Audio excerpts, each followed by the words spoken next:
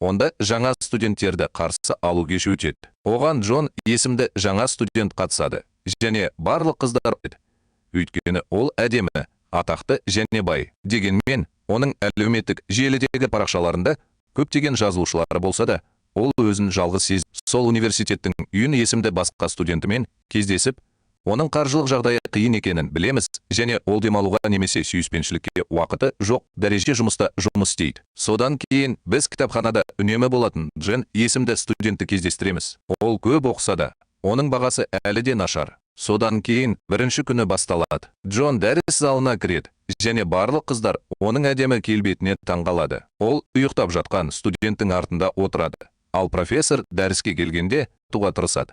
Бірақ кездейсоқ оған кофе төгіп тастайды. Ол кешірім сұрап, оған майлық береді. Бірақ студент оған қызықпайды. Дәрістен кейін ол ақы ретінде ақша ұсынады. Бірақ ол бас тартып, кетіп қалады. Джон оның бұл қылығына таңғалады. Ал досы оған бәрібір екенін айтады. Өйткені ол роб. Содан кейін біз қыздар жатақханасында олардың бөлмелесі жақсы, ұқыпты және көпшіл болады деп үміттеніп, заттарын жинап жатқанын көреміз. Осылайша олар жақсы. Шия ішке кіріп, оның өте әдемі екенін, және бір ғана сөмкесі бар екенін білгенде таңғалады. Ол өз көмегін ұсынып, оны қалған сөмкелеріне апарады. Сөмкелердің көптігіне таңғалды. Ол өзіне неге көмек ұсынбағанын сұрап, қолынан келгенше сөмкелерін алып жүре береді. Түнде біз Джонның достарымен ұйықтап жатқанын көреміз, және олар оны пайдаланып, есепшотты төлеуге мәжбүрлеу үшін оны ертіп жүргені анық.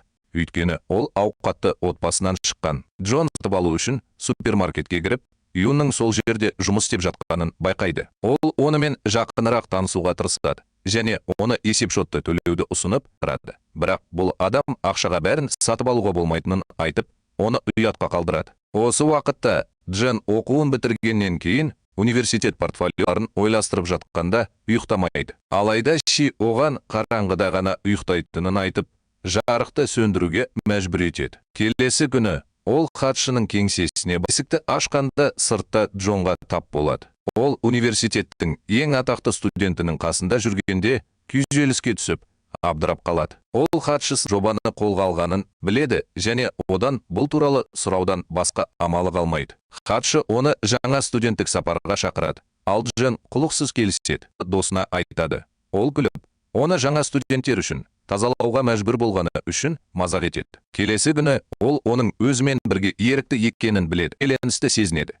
Өйткені ол университеттегі ең ақылды студент және үнемі шәкіртақы алады. Содан кейін жаңа студенттер бір-бірін тани бастайды. Джонның оған жиі қарайтынын байқайды. Мүмкін ол оны ұнататын шығар деп ойлайды. Түнде Джон оның жалғыз тұрғанын көріп, оның қасына келіп, оған неге сонша қатты қарады? Бірақ ол қобалжып, ұялып, досының оған қоңырау шалып жатқанын айтты.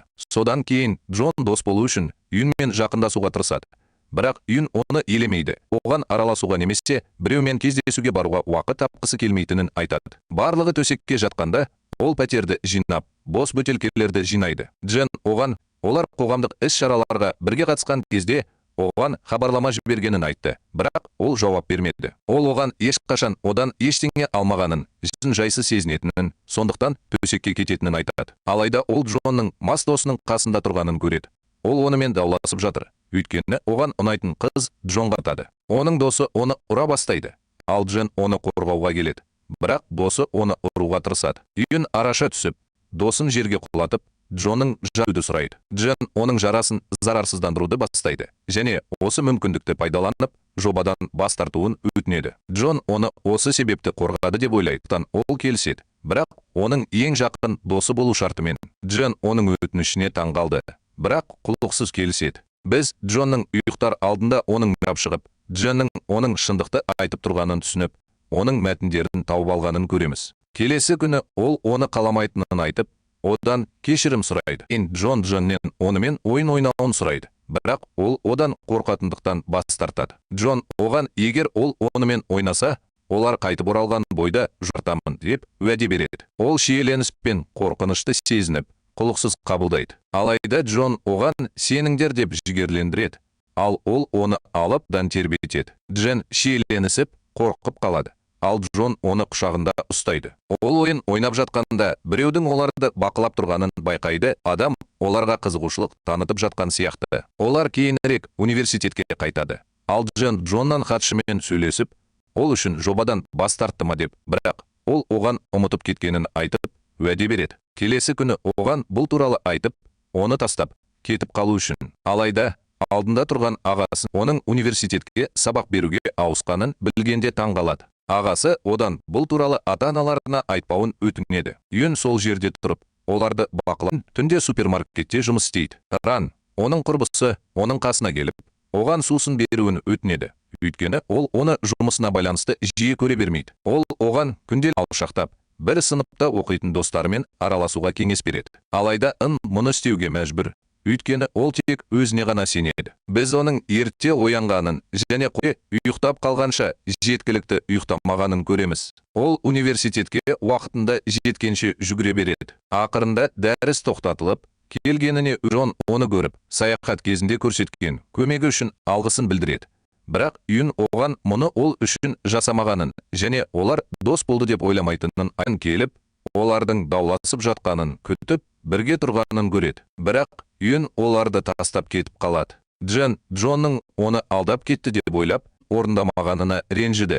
Бірақ Джон оны алып кетіп, ол үшін жобадан бас тартып, хатшыға барады. Олар бір сыныпта оқитындарын түсінеді.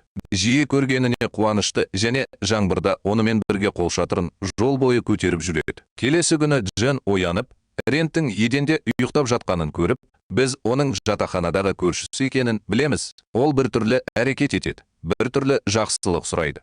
Ал Джен одан қорқатындықтан құлықсыз кейінірек Юн жатақханаға оралып, інісінің полиция академиясына құжат тапсырып жатқанын білгеннен кейін, сол жерден інісін тауып алады. Ол оқуын жалғастыра алмайтынына ренжіп, қызметкері болған және кішкентай кезінде оларды жалғыз қалдырып, қайтыс болған әкелерін есіне алады. Содан бері ол тек өзіне ғана арқа сүйеді. Кейінірек жобасы бойынша дәрігердің қабылдауына барады және одан белгілі бір талдау жасап, оны оған тапсыруын сұрайды. Түнде шейін ренжіп, жылап отырады.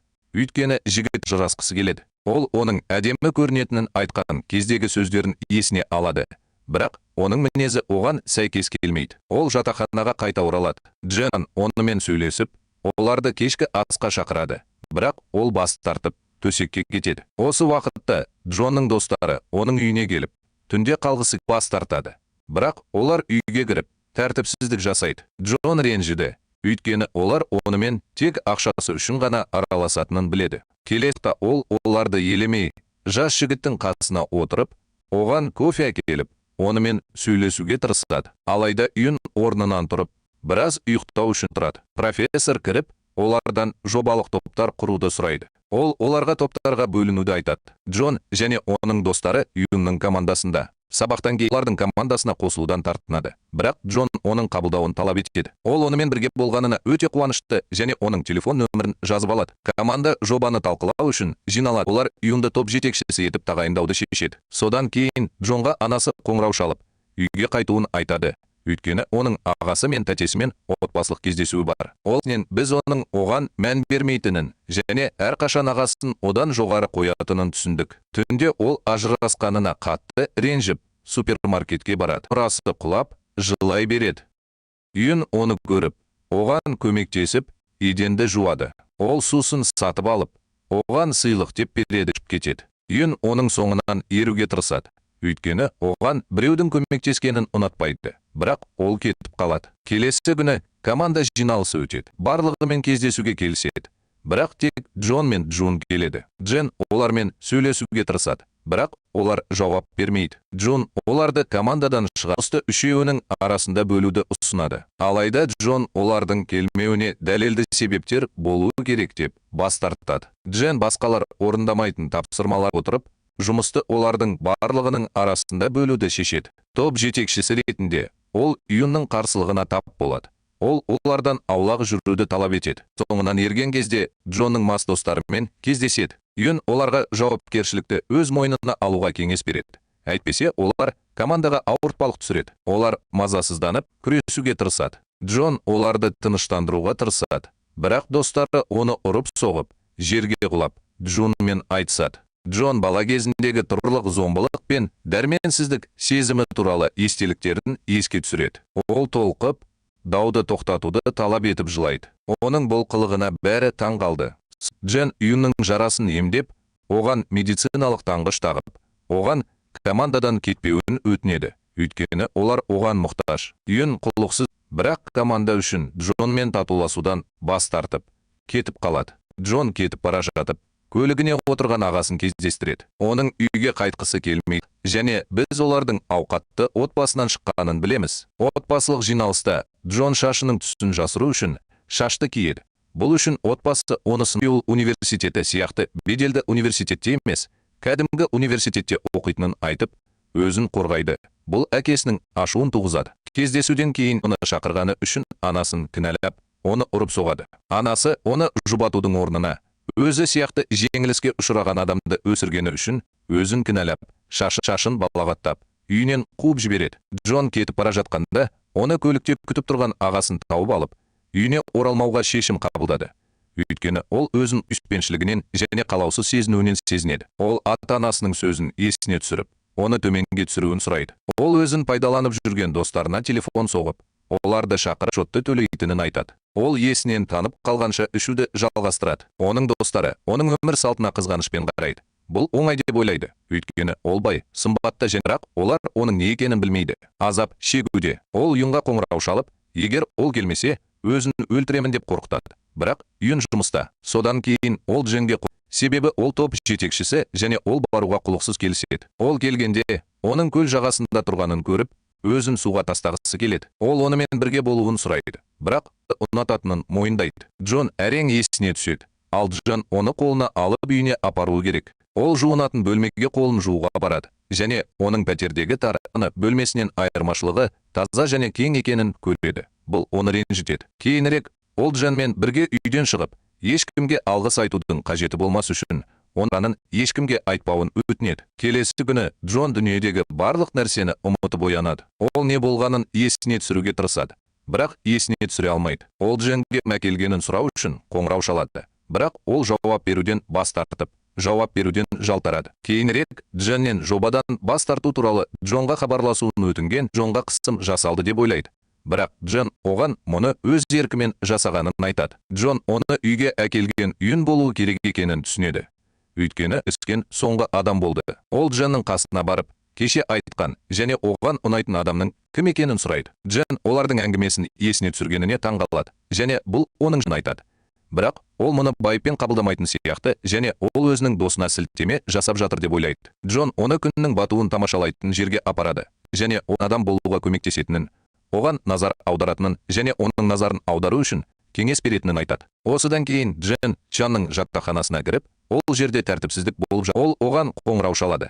Бірақ ол кейінірек келуге уәде береді, және ол пәтерді өзі тазалап, оны күтіп тұр. Бірақ ол ешқашан көрінбейді. Джон оны балконнан көреді. Оның көршісі, ол өзіне ұнайтын және дос болған адамның оның серігі екенін түсінеді. Келесі күні біз Джонның жаңа бөлме іздеп жатқанын көреміз. Ол жалдау ақысын төлеу жұмыс табу керек. Бірақ ол студенттерді жалдауға келісетін ешкімді таба алмайды. Осы уақытта Джон Дженді дүкенге апарып, оған жаңа киім сатып алуға және назар аудару үшін стилін теседі. Ол оны жақсы көреді. Бірақ оны көрсеткісі келмейді. Ол жаңа көйлек таңдағанда, ол үшін ақша төлегісі келеді. Бірақ ол оған уақыт бөлгені үшін, алғыс айту үшін өзін тұт. Олар бірге балмұздақ жеп. Ол автобусқа отырғанша серуендейді. Кейінірек Джон үйіне қайтады. Түнде ол балконнан Чанмен сөйлесіп, одан сүйіктісінің елетінін біледі. Ол Дженге өзінің сезімін мойындауын сұрайтын хабарлама жібереді. Рен супермаркетке барады. Ол оның жұмыс істеп жатқанын және бәрін есінде сақтайтынын көреді. Өйткені пайдаланады. Ол онымен сөйлесуге шығады. Ол оның табысын арттыру үшін басқа жұмыс іздеп жүргенін біледі. Оны көруге немесе бірге шығуға уақыты жоқ деп ренжігеніне қарамас. Ол досынан араша түсіп, жұмыс табуын сұрайды. Келесі күні команда бұл мәселені талқылау үшін жиналады. Джон Дженмен бірге кіреді. Ал оның достары Дженді ыңғайсыз ететін қарым-қатынаста деп ойлап, оларды бірге көргенде таң қалады. Олар жұмысты аяқтағаннан кейін және ол жұмысын аяқтау үшін кетіп бара жатқанда, Джон оның соңынан сыйлық бергені үшін алғыс ретінде бірдеңе беруге тырысады. Алайда ол қолы бос емес деп бас тартады. Кешке Джен тамақ сатып алып, Олар келіскенде бірге кешкі ас ішу барады. Бірақ ол олардың келісімін ұмытып кетеді. Ол келеді. Джен оған есікті ашады. Оны көргенде шошып, ыңғайсызданып, пәтерден шығып кетеді. Ол балдақта кездесіп қалады да, оларды тастап, төменге түсуге тырысады. Ол оған тағып жүрген білезігін сыйлаған кездегі, олардың жас кезіндегі естеліктерін алады. Содан бері ол қолдары үшін алаңдамады. Джон оның жалғыз тұрғанын көріп, сыртқа шығуын айтады. Ол ішке кіргенде, ол жылай береді. Чан оған бірнеше ай бұрын сүйіктісімен ажырасқанын айтты. Бұл өтірік болып шықты. Джон оған жаны ашиды және ол оны өзінің жігіті сияқты досын күту үшін, оны жасау үшін пайдаланып жатқанын айтады. Ол өзгерді. Джен келіседі. Ал Джонның бірінші әрекеті оның қолындағы білезікті шешіп, сондықтан ол енді Чан туралы ойламайды. Ол оны балконға шығарады. Ал оларды көргенде қызғаныш сезімі пайда болып, оның сүйіктісі екенін айтады. Содан кейін деген жеріне апарады. Ал жолда оған Чан телефон соғады. Алайда Джон оның телефонын тартып алып, оның сезіміне лайық емес екенін айтып, жауап беруіне жол және оның қадірін түсінбейінше, онымен сөйлеспеуді немесе онымен кездеспеуді ескертеді. Жолда келе жатып, олар одан да жақын екендіктерін білдіріп, қалжыңдай береді. Аппетит үйінді көру үшін супермаркетке барады. Оның оған қызығатыны анық, бірақ ол оның орнында басқа біреудің тұрғанын байқап, оны көре алмайтынына ашулы. Келесі күні үйін университетте оқиды және досымен кездеседі. Ол оған жұмысқа орналасу мүмкіндігі туралы айтып береді. Ол келгенде, Ранның ұйымдастырғанын түсініп, рудың оңай болғанына таң қалады және менеджер оған кеңес берді. Үйін жұмыс ұсынысынан бас тартуға шешім қабылдады. Бірақ бұл оған баспанамен сол түні Ран не болғанын біліп, онымен дауласады. Өйткені ол оған демалуға көмектескісі келді. Бірақ үйін оған біреудің көмектескенін ұнатпайтынын айтты. Кімге қарыз болуды жек көреді. Келесі күні үйінің ағасы оны қарсы алу үшін университетке барады және кездейсоқ Шаяны көреді. Ол оны бірден жақсы көреді. Алайда сып жатқандай кейіп танытып, жерге құлап түскендей кейіп танытады. Ал қыздар оған күледі. Содан кейін ағасы келіп, оны алып кетеді де, олар кетіп қалады. Жолда Джонды кездеседі. Ол оған Джонның досы екенін айтады. Ағасы Джонның достары бар екеніне таң қалып, оны олармен кешкі асқа шақырады. Джон қуана келіседі. Олған кезде Джен Джонның інісіне қалай қарайтынын байқайды және өз отбасының оған қалай қарағанын есіне алады. Бұл оның эмоциясын оятады. Олар тамақтанып болған соң бауырластығы үшін ризашылығын білдіретінін және оны жақсы көретінін айтады. Ол үйін сияқты ағасы болғысы келетінін айтады. Өйткені оның бауырлары да, әпкелері де жоқ. Команда жобаға қатысу үшін жиналады. Бірақ Джонның достары қажетті зерттеулер жүргізбеді. Сондықтан үйін оларға сөгіс береді. Олар ренжіп, Джоннан өздерін өтініп, командадан кетеді. Алайда бас тартады және үйінмен бірге болуды шешеді. Оған жобаға, әсіресе әкесінің компаниясына қажетті ақпарат уәде береді. Джон компанияның хатшысына қоңырау шалып, әкесінен ақпарат алуын сұрайды. Әкесі келіскенде, оның үлкен ұлы емес, Джонның айтынын білмейді. Сондықтан ол бас тартады. Кейінірек, Джен оның стипендиясының мақұлданғанын біледі және хатшы оны құттықтауға шақырады. Джен студент олардың әңгімесін естіп қалады. Дәрігер кіргенде, ол алдымен Дженді өзінің көмекшісі етіп таңдайды. Бірақ студент оған Дженге стипендияға деп өтірік айтады. Бұл дәрігердің шешімін өзгертіп, оны Дженнің орнына өзінің көмекшісі етіп тағайындауға мәжбүр етті. Осы уақытта Джен супермаркеттің достарын кездестірді.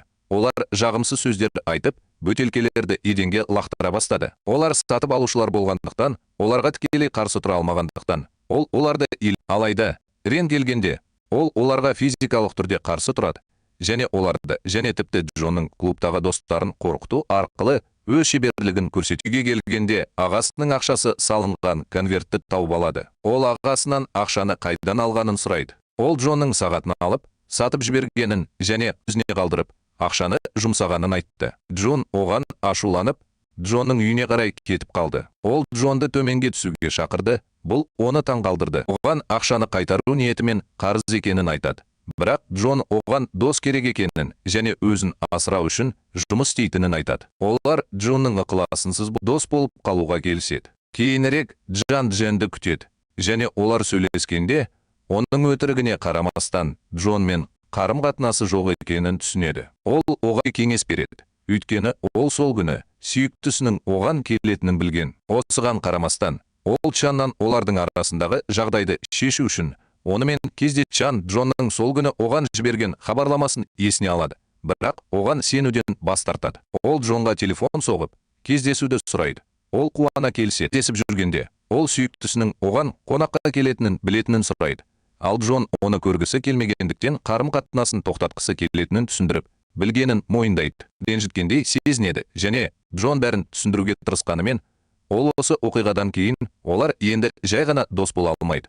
Бұдан былай олар тек жобадағы әріптестер болады. Ол ренжіп кетіп қалады. Джон жалғыз досының тастап кеткеніне ренжіп, жалғыз қалады және ол жылап отырып, олардың естеліктерін бірге еске алады. Ол бір ұмытып кету үшін ішімдік ішіп, кеш отыруды шешеді. Алайда ол болған жағдайды жеңе алмайды. Ол кеш жұмыс істейтін ұйымға қоңырау шалып, өзіне қымбат екенін және не істерін білмейтінін айтады. Ұйым оған сезімін мойындауға кеңес береді. Содан кейін әңгімені аяқтайды. Джон рух жинап, Джен жүгіреді. Ол оны терезеден көріп, онымен сөйлесу үшін төменге түскенде таң қалдырып, оны шақырады. Джон оны ренжіткені үшін одан кешірім сұрайды және оны жақсы мойындай отырып, өзінің шынайы сезімін мойындайды. Ол одан дәл қазір оған жауап бермеуін, бірақ оған мүмкіндік беруін сұрайды. Содан кейін кетіп қалады. Маусым шамадан тыс жұмыстан есінен танып қалады. Джон оған кездейсоқ қоңырау шалады, бірақ медбике жауап береді және Маусымның ауруханада жатқанын хабарлайды.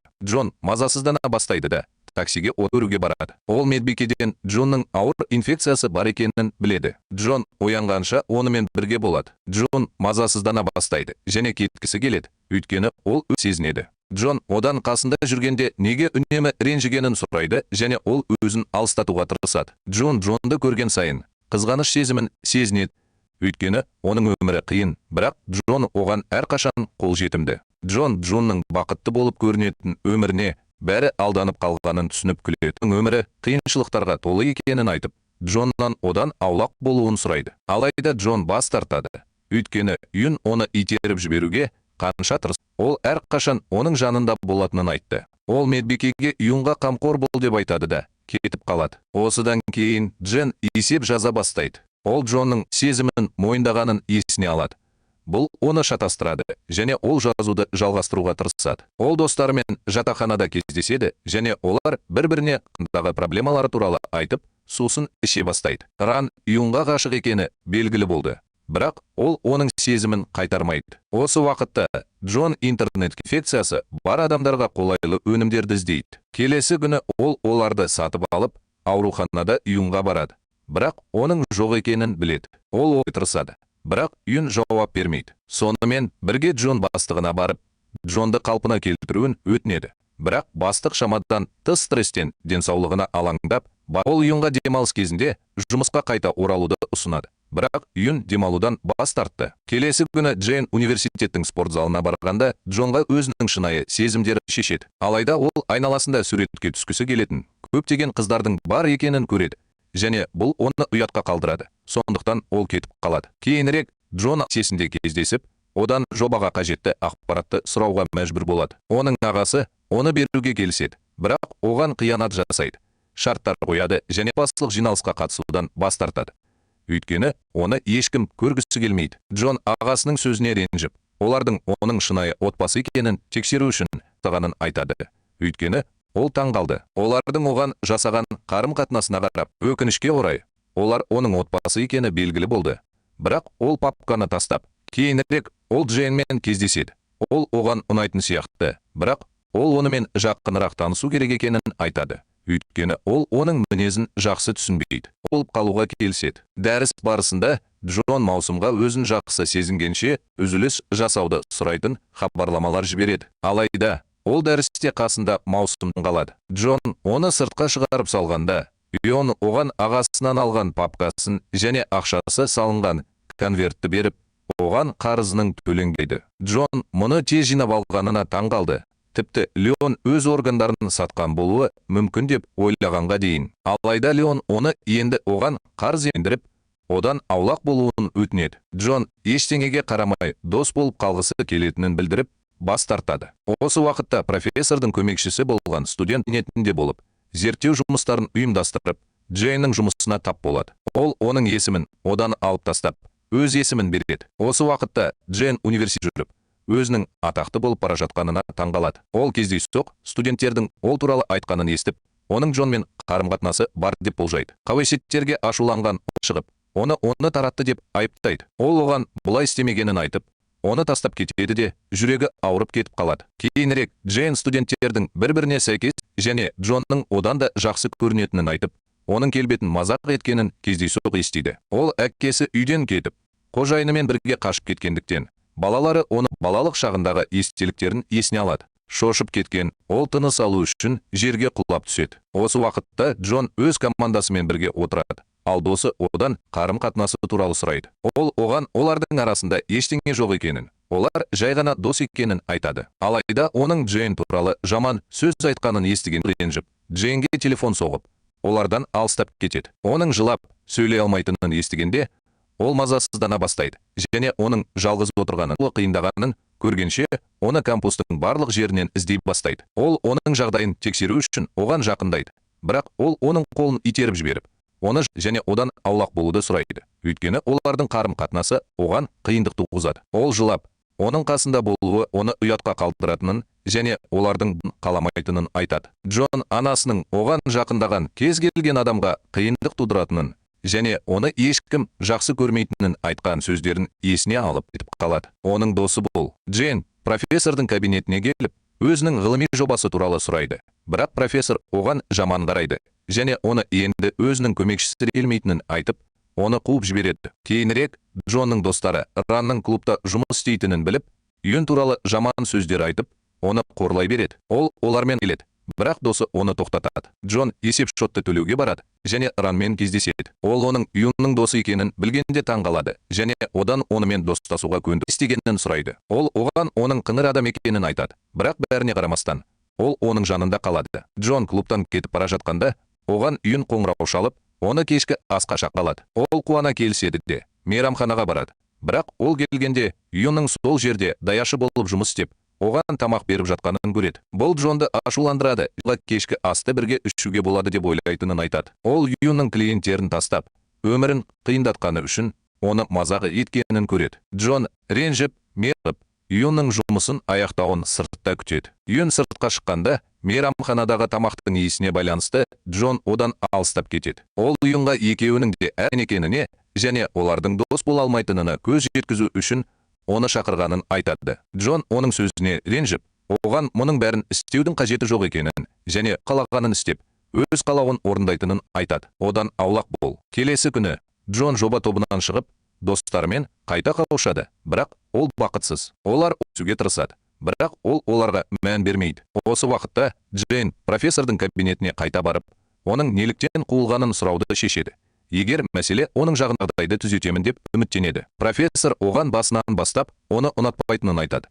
Өйткені ол өз мақсаттарына жету үшін басқаларды қанаған студенттерді мұны құзыреттіліктің жоқтығы деп санайды. Кейінірек Джейн үйіннен Джонның командадан кетер алдында жобаға қажетті ақпаратты алғанын біледі. Бұл туралы Джонның досы біледі. Ол ренжіп, бұзақы досымен бірге үйінмен жұмыс орнында кездесуге барады. Олар төбелесіп қалады. Ақыры аспаз үйінді мейрамханадан қуып жібереді. Үйі тағы бір мүмкіндік беруін өтінуге тырысады. Бірақ Джон бұл жерде оның соңғы күні екенін айтып, бас тартады. Үйін жалғыз жылап қалады. Джон үйін кетіп бара жатқанда өзін кінәлі сезінгеніне таңғалады. Үйін оның артынан еріп, оның жылап жатқанын көргенін ешкімге айтпауын өтінді. Алайда Джон ашуланып, санда көмек сұраудың дұрыс екенін және бұл әлсіздік емес екенін айтады. Ол үйінаны тастап кетіп қалады. Маран оны көріп, оны шақырады. Бірақ қоңырауын елемей, жауап беруден бас тартады. Кейінірек Маронның әпкесі досынан Джейнмен кездесіп жүрген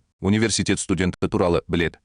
Ол шошып кетеді және оны қиынға соғады. Ол үйге келгенде бұл туралы Рахханға айтады.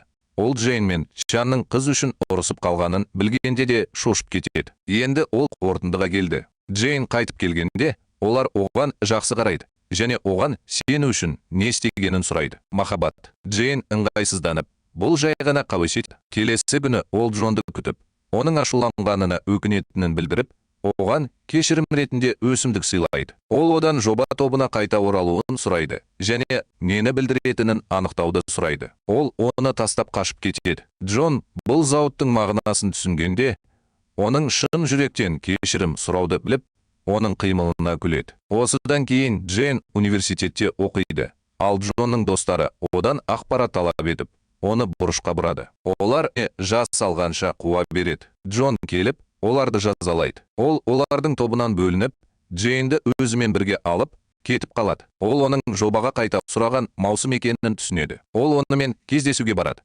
Бірақ олардың қарым-қатынасы әлі де шиеленісті. Джейн оларды сөйлесуге қалдырады. Ал Эван оның сөздері сұрайды. Джон оған болған оқиғаны ұмытып кеткенін айтады. Профессор оның көмекшісі Джейннің зерттеу нәтижелерін ұрлап, оны өзінікі деп таныстырғанын біледі. Ол оған дұрыс қарамағаны үшін өкінеді. Кейінірек Иэн мейрамханада басқа жұмыс табады. Бірақ ол күндіз жұмыс істеуге мәжбүр болады және кездесуге кешігіп келеді. Джейн таң қалды, өйткені бұл оған кешіккеннен кейін Джон Джейнді өткен өмірімен бетпе-бет келу және басынан өткерген жарақатымен күресу үшін ескі мектебіне апарады. Олар келгенде, ол естеліктерін есіне алып, Джон өзін жақсы сезінгенше оны жұбатуға тырысады. Содан кейін олар бірге серуендейді. Ол сүрініп, құлап қала жаздады. Бірақ Джон оны көтеріп алып, байлайды. Джен оның істеген ісіне қатты әсер етті және олар бірге бақытты жүруді жалғастыруда. Хатшы дәрігердің Джейннің зерттеу нәтижелерін өз алаңғанына таң қалды. Сондықтан ол оған жақындап, бұл туралы сұрады. Алайда дәрігер оны әшкерелеймін деп қорқытады. Сондықтан хатшы шошып, кабинетінен шығып кетеді. Жобаның соңғы мерзімі жақындаған кезде Джонның достары Джейннен командаға қосылуын сұрайды.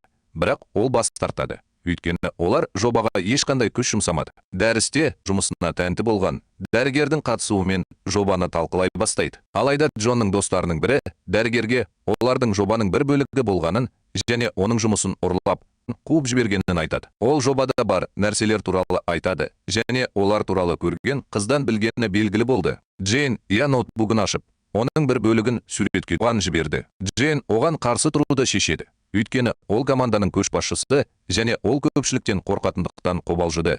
Бірақ Джонның сөзін есіне алып, өзін ол достарымен ұрыса бастайды және олардың өтірік айтқанын дәлелдей алады. Ал дәрігер оның сөзіне сенімді. Ол оларға жоғары баға береді және команда жобаның сәтті өткеніне риза болып жақындай түседі. Осыдан кейін Ран ұйымға барады және олар бір-бірін мазақтай береді. Сондықтан ол оның қоңырауларына жауап бермегені үшін оны ұрады. Ол оларды көріп ұнатқаны үшін ренжіді. Кешке Джон Джейнмен бірге тойлауға бір жерге барады және олар бірге ішуді жалғастырады. Джейн галлюцинация жасай бастайды және ол шынайы сезімін мойындайды. Джон бақытты және оған жақындай түседі. Бірақ ол өзін жайсыз сезініп, оны итеріп жібереді. Джон оны арқасына көтеріп, пәтеріне жеткенше бірге жүруге мәжбүр. Кейінірек Иэн оған қоңырау шалып, онымен кездесуді сұрайды. Иэн оған аспаздың оны жұмыстан шығарып жатқан видеосын көрсетеді. Ол желіде, ол мұны істеді ме деп сұрайды. Джон мұны оның құқығын қайтару үшін жасағанын мойындайды. Ол Иэннің ашулануын күтеді. Бірақ Иэн оны таң қалдырады және алғыс айтады. Джон оның сөздеріне риза және олардың одан да жақын болғаны анық. Келесі күні Джейн оянып, кеше не болғанын ойлайды. Ол өзін жай және университетке түскісі келмейді, бірақ бәрібір барады. Оның телефоны сөніп қалды. Ол Джонды іздеуді жалғастыруда. Ол кездейсоқ Чанмен кездесіп қалады. Ол онымен бірге жүреді. Қайтадан өзінің сүйіктісі болуын сұрайды. Бірақ ол бас тартады. Сонымен бірге Джон оған жетуге тырысады. Бірақ оның телефоны өшірулі. Ол оларды бірге көріп тудырады. Сондықтан ол оның қолын тартып алады. Ол оған кеше болған оқиғаны айтып береді. Бір сыныпта Джейн ештеңені есіне түсірмейтіндей кейіп танытады. Бірақ содан бұл шын жүректен жиналып, оған шынымен есінде екенін айтып, оны жақсы көретінін мойындайды. Джон қуанып, оны құшақтап алды. Ол да оны мойындады. Болуға келіседі және қол ұстасып, бәрінен озып кетеді. Онда фестиваль өтіп жатыр және олар Рэнд командасының қауіпті трюктерді орындап жатқан оның күшіне таң қалды. Кейінірек Джон фестивальге қатысып, ән айтуды жалғастырады және оның әдемі дауысына бәрі таң қалады. Бірақ ол оған назар аудара береді. Сия мен Иран Джонның қасында отыр. Екеуі де оны жақсы көреді. Сия оған жақындауға тырысады және онымен бір өтінеді. Бірақ ол оған бос емес екенін айтады. Ран қызғанғанын сезіп, оның қолынан ұстап, оны үйіне апарады. Оның туған күнін үшін тосын сыйы бар. Джон келіп, Джейнге раушан гүлін сыйлайды. Міне, Ши келеді. Олар ән айтып, үйінді тойлауды жалғастыруда, және олар бақытты. Олар үйінің абдырап жоқ екенін көреді. Сондықтан олар Ранды тортқа итеріп, онымен күліп, суретке түседі. Содан кейін олар шындық ойынын ойнайды. Ендігі кезек келгенде, олар одан жоғын сұрайды. Ол олардың 2,5 бар деп жауап береді. Оның жартысы кім екенін сұрағанда, ол Джейн деп жауап береді. Және олар күле береді. Содан кейін келеді, және олар одан Джонға қатысы бар жоғын сұрайды. Ол иә деп жауап береді. Кеш біткен соң, Сия Джонның суретін қарай береді, және оның суретін анық. Джейн фестивальде ерікті, ал Джон оған көмектеседі. Олар оның достарын көріп, оны өз пайдасына пайдалануды шешеді. Олар онымен суретке адам ақша төлеп жатыр деген белгі қояды. Көптеген қыздар жиналады. Бірақ Джон бас тартып, олардан қашып кетеді. Кейінірек ол Ранадан оның ағасының көмекшісі лауазымына үміткер екенін біледі. Ол ренжіп, одан арыз жазбауын өтінеді. Джейн таңғалып, одан оны танитынын сұрайды. Бірақ Джон оған бұл туралы бас тартады. Ол оны тастап кетіп қалады. Содан кейін оның достары оны Джонның сүйіктісі деп қателесіп, кейбір жанкүйерлеріне оны сөзбен қорлауға рұқсат береді. Дегенде, оған қайта оралып, оларға айқайлап, оны қорғайды. Ол достармен төбелесіп қалады. Бірақ олар оны ұрып-соғып, жерге құлатады. Джон кіші ағасының оны ұрып-соққанын есіне алды. Ол аяғынан тұруды шешті және ұрып-соғуды жалғастырды. Содан кейін Джон Джейнге бұл оның шынайы табиғаты екенін, үнемі ұрып-соғатынын және өзін қалай қорғау керектігін білмейтінін айтады. Джейн оны құшақтап, сүйетінін айтып, үйіне апарады. Содан кейін ол кіргізіп, жарасын зарарсыздандырады. Ол ұйықтағанша онымен бірге болады. Келесі күні Джейн оның үйіне келіп, дәрі-дәрмектерін әкеледі. Алгенде оны құшақтайды. Алайда, қоңырау шалғаннан кейін, Джон ағасының даусымен оның мазасызданғанын түсінеді. Джейн әңгімесін аяқтаған кезде, Джон мойындап, ағасы оған қатыгездік көрсетіп жатқанын, және ол бәрінен де жек көретін адам екенін айтты. Өйткені ол оны кішкентай кезінде қорлаған. Оның сөздерінен шошып, мұңаяды. Кейінірек ол үйін Ранмен кездеседі. Ол оны Джонның достарына жасаған қатыгез мінез-құлқымен таңғалдырады. Ол оның досы болғанын және бұл үшін жауапкершілікті сезінетінін меңзейді. Осыдан кейін Джонның достарының бірі тұрғын үй мәселесіне байланысты онымен бірге пәтерінде оны өз пайдасына пайдалануға тырысады. Бірақ Джон бас тартады. Өйткені ол бір күн бұрын үйінің соққысын көргендіктен және араласуға көңілі толмады. Содан оны ұрған досымен кездесуге барады. Және ол туралы полицияға хабарлайтынын айтады. Бірақ оның досы, егер ол мұны істесе, үйін туралы хабарлаймын деп қорқытады. Өйткені ол орды. Джон үйінің ол үшін төбелесіп жатқанын білгенде таңғалады. Ол оған алғыс айту үшін барады. Және баяғыда оны қорғайтын үлкен ағасы болғанын қалайтынын айтады. Ағасы қоңырау шалып, анасының ауырып жатқанын және арқасына ота жасау керектігін, егер операция жасалмаса, ол жеңетінін айтады. Ол оны тыныштандырып, оқуға көңіл бөлуін және оны жеңе алатынын айтады. Ол университеттен кету туралы өтінішін қабылдау және жұмыс істеу мүмкіндігін хатшыға барып, заттарын алуға барады. Ағасы келіп, өзі тұратын жерді тексереді. Ол үшін үнемі өзін құрбан етуден қорқады. Ол оған полиция академиясын тастап үшін жұмыс істеуге шешім қабылдағанын айтады. Өйткені ол оның жалғыз азап шегуіне жол бермейді. Бірақ Джон бас тартады және оның жалғыз азап шеккенін қаламайтынын айтады. Ол қорлық жасайды. Ал ағасы жылап кетіп қалады. Джон оны көріп, оның арқасында бәрін түсінеді. Кейінірек ол анасының ота шығындарының өтелгенін біледі. Ал ағасының ақысын Джонның төлегенін біледі. Содан кейін ол Джейннен онымен кездесуін сұрайды. Ал ол оған келгенде, ол оны жақсы көретінін және қалайтынын мойындайды. Ол өсіп болуы керек. Бірақ Джейн оған тым кеш екенін және оны енді сүймейтінін, енді Джонға адал екенін айтады. Содан кейін ол Ранмен сөйлесіп, үйінға тәнті екенін айтады. Ал Ран да оған тәнті екенін біледі. Екеуі де өз сезімдерін мойындауға келіседі. Ал оны жақсы көретін үйін таңдаулы болады. Мұғалім үйінмен кездесіп, оның бір кездері осындай қиындықтарға тап болған студент болғанын және оны жеңе білгенін айтып, оған көмектесуден бас тартпауын өтінеді. Өйткені көп және оны қайтара алады. Оған көмектесетін кез келген адам үйін оның сөзіне қатты әсер етіп, Джонды онымен кездесуге шақырады және істеген ісі үшін олар бірге уақыт өткізіп, өмірлері туралы әңгімелесіп, жақын достар екендіктерін көрсетеді. Шия Юнға деген сүйіспеншілігін мойындауға бел буып, Джейннен келесі күні Джейн Шияны кешкі асқа шақырады. Ал Шия оған өз сезімін айтуға тырысады. Содан кейін ол одан оңаша сөйлесуін сұрайды және ол келіскен кезін деген сүйіспеншілігін мойындайды. Алайда Юн оның жұмысына байланысты қарым-қатынасқа уақыты болмағаны үшін одан кешірім сұрайды. Ши жылайды. Ал Ран бұл жағдайға күнде Юн үйінен заттарын алуға барады және үйсіз қалады. Сондықтан ол сыртта ұйықтап, қайтыс болған әкесі туралы армандайды. Оны құшақтап, анасы мен ағасын қорғау үшін қолдан келгеннің бәрін жасағанын, бірақ шаршағанын айтты. Джон банктен хабарлама алады және үй қарызын төлегенін түсінеді.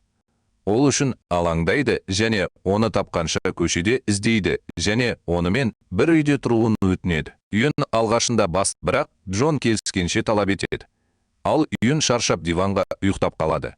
Джонды паналап, өзін бақытты сезінеді. Осыдан кейін Ши Ран сезімін Юнға мойындағанын және оны ойланбастан қабылдамағанын айтады.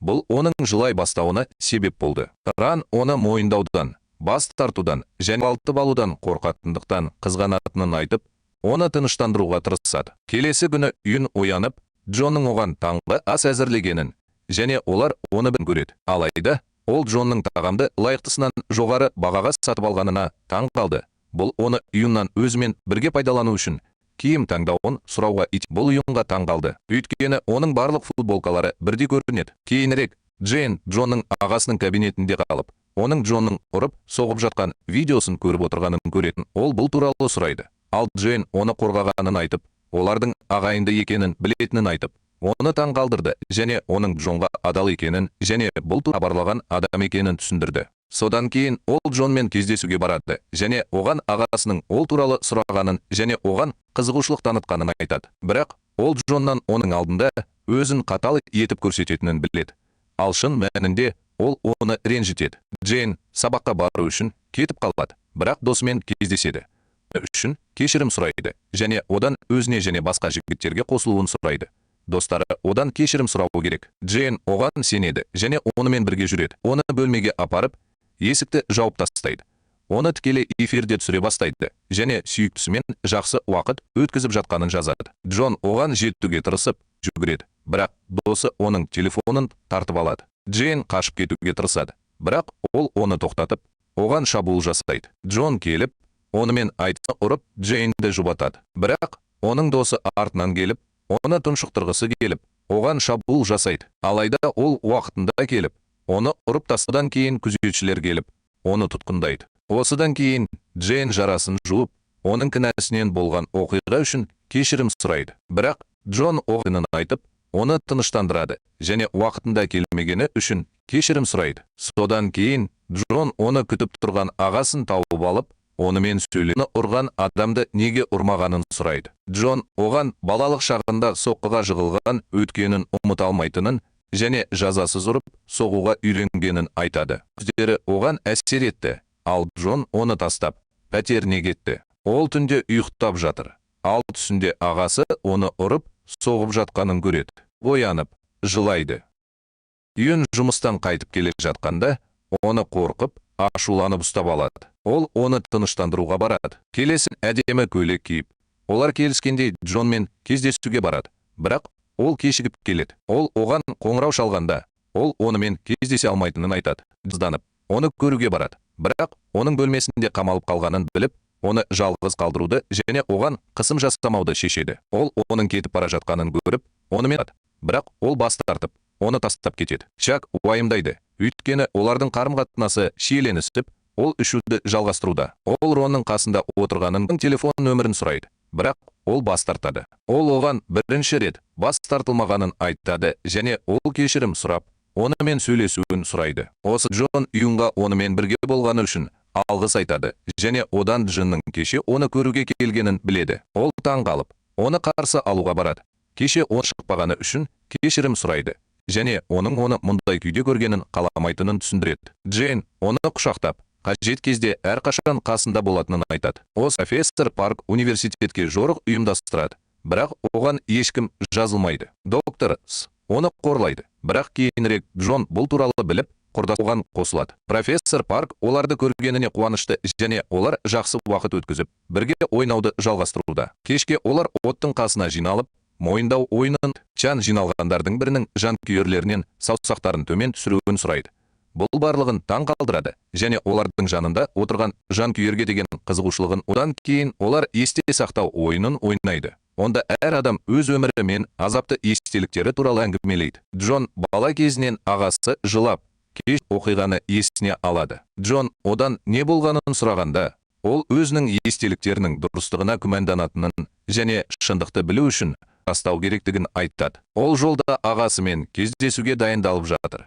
Бірақ басы ауырып, әкесі оны ұрып, соғып жатқан тағы бір есіне алды. Абдырап қалды. Ол ағасымен сөйлескенде, әкесі оны кішкентай кезінде ұрғанын мойындайды. Джон таңғалып, одан не шындықты айтпағандарын сұрайды. Ағасы одан кешірім сұрайды, және оны қатыгез әкесінен қорғау үшін оны үйінен қуып жібергені белгілі болды. Джон ашқаны үшін ағасына алғысын білдіріп, пәтеріне қайтады. Джон да Джонға алаңдап, пәтерге қайтады. Оны тауып алған соң, ол оны тыныштандырады, және барлығын айтып береді. Ағасының оны жақсы көретінін, және осы уақыт бойы оны алыстан қорғағанын біледі. Бұл арада Джен де мазасызданып, Джонның жақсы екеніне көз, бірақ ол оған қысым жасаудан тартынады, және оның оған жеке айтқанын күтеді. Ран ұйықтай алмайды, өйткені ол ұйынға Шияны ұнатады деп ойлайды. Ал Ши оған ойлайды. Келесі күні Джон Дженмен кездесіп, оны ағасы мен оның арасындағы түсініспеушіліктің шешілгеніне сендіреді. Ал Джен ағасының оған деген сүйіспеншілігіне сенімді қуанышын білдіреді. Дәрістен кейін студенттер өздерінің үлгі өнегелері туралы әңгімелейді. Ал Джон үлгі өнеге ретінде Юнаны таңдайды. Өйткені ол бірнеше жұмыста жұмыс істегеніне еңбекқор және өз ісіне берілген және әрқашан жоғары бағалады. Джейн сонымен қатар Юнға үлгі болуды таңдады. Ол оған сенетінін және оған сенетінін көрсетті. Олардың сөздерінен ұялып қалды. Олар дәрісті аяқтаған кезде Ши Юнгты күтіп, одан өзіне ұнайтын қыздың Ран екенін білгеннен кейін онымен сөйлесуді сұрайды. Ши өзімін білдіргеніне өкінбейтінін мойындайды және онымен сөйлесуге мүмкіндік бергені үшін алғыс айтып, онымен жақынырақ танысқанына қуанышты. Содан кейін ол Джон Джейнмен бірге серуендеуге шығады. Олар оның пәтеріне жеткенде, ол анасын үйдің ішінен тауып алады. Ол оны бірге көрген қызы үшін мазақ ете бастайды. Ол одан сұрайды, өйткені ол оған жете алмайды. Ал ол оның қоңырауларына жауап бермейді. Кенеттен анасы жылай бастайды. Ал Джон оның қолындағы көгерген жерлерді байқайды. Оған қиянат жасап жатқанын және оның ұзақ уақыт бойы зорлық-зомбылықтан зардап шеккенін түсінеді. Анасы бұл туралы ешкіммен сөйлеспеуін өтінеді, деске ұшырап кетіп қалады. Джон ағасына телефон соғып, болған жайды айтып береді. Ол ағасынан анасынан бірнеше рет үйден кетуін және ажырасуын сұрағанын біледі. Бірақ содан кейін олар әкелері туралы сөйлеседі. Ал үйін олардың әкелері полиция қызметкері болғанын және анасы мен ағасын қорғау үшін зорлық-зомбылық еді. Джон ағасына әкесінің зорлық-зомбылығы және оның қалай азап шеккені туралы айтып береді. Бұл Юнға таң қалдырды, өйткені ол өзінің дәрежесін білмеді. Ағасы кейінірек Джонның әкесі оның ұлын ұрып соғып жатқан видеосын көреді. Содан кейін ол жүргізушісінен Джон кетіп бара жатқанда оның соңынан еруін сұрайды. Әкесі оны Жанмен бірге көреді. Ал Рон ұйықтап жатқанда және Иванның Шияға үйленетінін армандайды. Ол оянғанда ол дүрбелеңге түседі. Дәрігер оған кеш болмай тұрып сөйлесуге кеңес береді. Сондықтан Ран оның көңілін көтеріп, маусымға өз сезімін мойындауға барады. Мүмкіндіктің пайда болғанына қуанышын білдіру. Олар бір-бірімен қылмыс жасауды жалғастыруда. Осыдан кейін Джейн оған өзінің өмірі туралы айтып береді. Оның отбасы кішкентай кезінде ажырасып кеткенін, ал анасы үйғанын айтады. Джейн анасынан қоңырау күтеді, бірақ ол оған ешқашан қоңырау шалмаған. Джон оған біраз уақыт бұрын анасы қоңырау шалғанын және не істерін білмейді. Джон оны қайғыға берілмей, телефонына жауап беруге және анасымен шын жүректен сөйлесуге шақырады. Джейн Джонның кеңесіне құлақ асады және анасымен кездесіп кешірім сұрайды және оған деген сағынышын білдіреді. Алайда Джейннің анасы оған бұрын қажет болғанын, бірақ қазір өзіне сене алатынын айтып, бас тарта ренжіп, мұңайып, жылап жатыр. Бірақ Джон оны тыныштандыруға тырысып, анасын кешіру үшін біраз уақыт қажет екенін айтады. Ол оның қолынан ұстап, алға қарады. Екеуі бірге жүреді және жүргізуші оларды күтіп тұрғанын білгенде таңғалады. Бұл олардың әкелері Джонның үйге келуін қалайтынын хабарлайды. Бұл жайында алаңдатады. Джон оны тыныштандырып, бәрі жақсы болатынын айтады. Содан кейін оны жүргізушімен бірге тастап, үйіне қайтады. Джейн ағасының кеңсесіне барып, олардың әкелері Джоннан үйғанын айтады. Бұл оның ағасын алаңдатып, оның артынан асығуға итермеледі. Көлік жүргізіп келе жатып, Джон бала кезіндегі осындай оқиғаны есіне алады.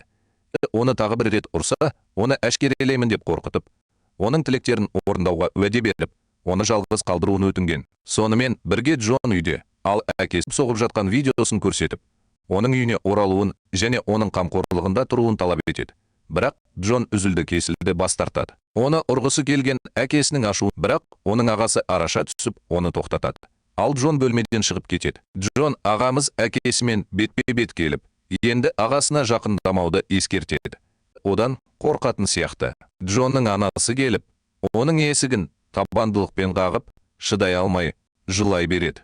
Джон кішкентай кезіндегі жағдайды, бірақ бұл жолы анасы полицияға хабарласып, күйеуі оған және оның балаларына шабуыл жасағанын айтады. Джон ағасына көмектескені үшін алғыс айтып, кешірім сұрайды. Содан кейін үйін оны тағатсыздана күтіп тұрған пәтеріне оралады. Сондықтан Джон тырысады. Оны тыныштандыру үшін Джон көзіне жас алады, ал жұбату үшін қасында қалады. Күндер өтіп жатыр, ал Джон депрессияға ұшырап, бөлмесінде оқшауланып, ешкіммен сөйлеспейді. Университет студенттері онымен қарым-қатынас жасау ең қиын. Джейн арқылы оның жағдайы туралы білуге тырысады, және ол бірінші кезекте оны құшақтап, жанашырлығын білдіреді. Джон үйінмен бірге отырып, онымен сөйлеседі. Кенеттен олардың алдында Джейнді бұрын ұрлап әкеткен досы пайда болып, оның әрекеті үшін Джоннан кейді және университеттен кетуге ниеті туралы хабарлайды. Джон оның өмірін құртуына жол бермейді және Джейннен кешірім сұрап, жаңадан бастауды талап етеді. Өкініп, келіседі. Содан кейін кетіп қалады. Ол Джейннен шәкірттерінен кешірім сұрайды. Көзіне жас алып, одан сұрайды. Джейн кешірім сұрағанда береді. Осыдан кейін профессор кіріп, олардан семестрдің соңына арналған жобаны сұрайды. Бұл жобаның қуып жету мүмкіндігі екенін көрсетеді. Ол Джонның досының ынта-жігерін және оның командасының жобаға келісімін жариялайды, және олар оны жоспарлау үшін жиналады. Джонның анасы күйеуіне зорлық-зомбылық көрсеткені туралы қауесет тараған кезде, Джонның әкесі пәтеріне оралып, оны іздеп жатыр. Бірақ ол жоқ. Ол оған қол келеді. Содан кейін ол Джонмен сөйлеседі. Джон оны өзгертіп, ренжіткен адамдар үшін кешірім сұрау керек екенін айтады. Әкесі оның сөздерін елемей ұрсады. Бірақ Джон оның өзгергенін және енді одан қорықпайтынын айтып, оған қарсы шығады. Джонның әкесі үйіне оралып, ұлын сол жерден тауып алып, ана қайтаруын өтінеді. Бірақ ол жұмыстан шаршағанын айтып, кешірім сұрайды және оларға деген сүйіспеншілігін білдіреді. Алайда, ұлы өзін отбасының мүшесі деп айтып, бұл сөзді өзінің жақын адамдарына айтып қойғанын, және бұл оны ренжіткенін, және мұны Джонның ағасы айтқысы келгенін атап өтті. Біз Шияның жатақханадан шығып, университеттен көшіп кеткенін білеміз, ал Джин Ран оның жоқтығын сезіп, онсыз жатақхананың дәмсіз болып қалып, оны сағынып қалады. Келесі күні команда жобамен жұмыс істеу үшін жиналып, медиа бөлімінің актрисасына ынтымақтастықты ұсынады. Ал актриса жобаға келіседі. Сол күні кешке Джон кешкі ас әзірлеп, үйінмен бірге тамақтануға отырады.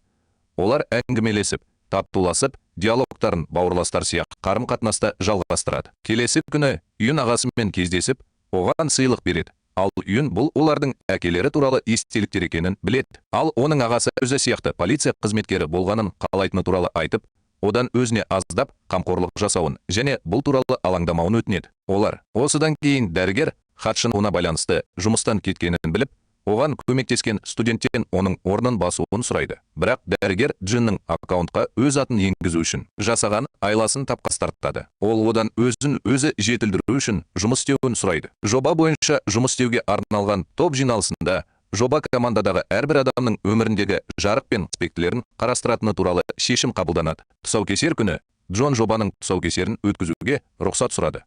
Бұл барлығын таңғалдырды, өйткені олардың ішіндегі, бірақ олар оны қолдады. Джон жоба туралы және команданың әрбір мүшесі ішкі жарықты ашу үшін қолдауды қалай қажет ететіні туралы айтты. Олардың жас кезіндегі өмір бейне ұсынылғанда, ол барлығына әсер етіп, әсер қалдырды және олар команданы қолдап, жігерлендірді. Джин сахна артындағы жобалар туралы команданың және олардың бір-біріне қалай көмектесіп, қолдау көрсеткенін көрсететін тағы бір бейнені көрсетуді сұрады. Барлығы олардың достығы мен адалдығына тәнті болды және олар үздік жоба және призесін жеңіп алды. Табысқа жеткеннен кейін Чак Жанмен кездесіп, оған әскерге баратынын айтады. Осы уақыт бойы онымен бірге болғаны үшін алғыс айтады және оның қатысуына өкінетінін білдіреді және ол мойындай алмады. Ол оны жоғалтқанға дейін жақсы көрді. Ол оған болашақта бақыт тілейді. Ол оны қоштасу үшін құшақтайды. Ал ол оның жылағанын көргісі, ол кеткенше көзін жұмады. Рон ұйымға деген сезімін мойындайды және ол оның білетінін айтады. Бірақ бұл туралы ештеңе айтпайды. Сондықтан ол одан ауыл еді.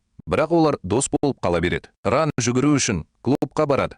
Сол жерде олар кездесіп, бір-біріне тартылуы мүмкін екенін біліп, сөйлесе бастайды. Янг Джонның пәтеріне оралып, жазды ағасының үйінде анасына қарау үшін өткізетінін айтады.